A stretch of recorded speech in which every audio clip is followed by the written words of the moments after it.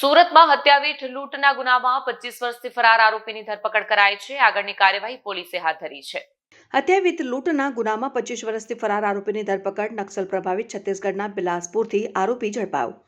સુરત પીસીબીની ટીમે શિફ્ટપૂર્વક ઓપરેશન હાથ ધરી આરોપીને દબોચી પાડ્યો. વર્ષ 2000માં ઉમરાહ પોલીસ ચોપડે હત્યાવીઠ લૂંટનો ગુનો નોંધાયો હતો.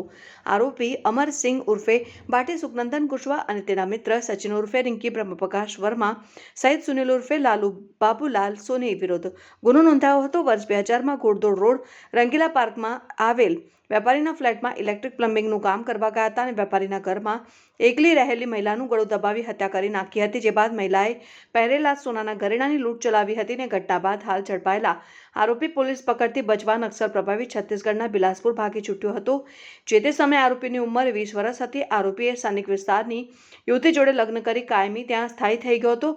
જ્યાં નક્સલ પ્રભાવિત છત્તીસગઢના બિલાસપુરમાં આવેલ લાલખદાન ગામમાં આરોપી રહેતો હતો. Bureau report, Surat.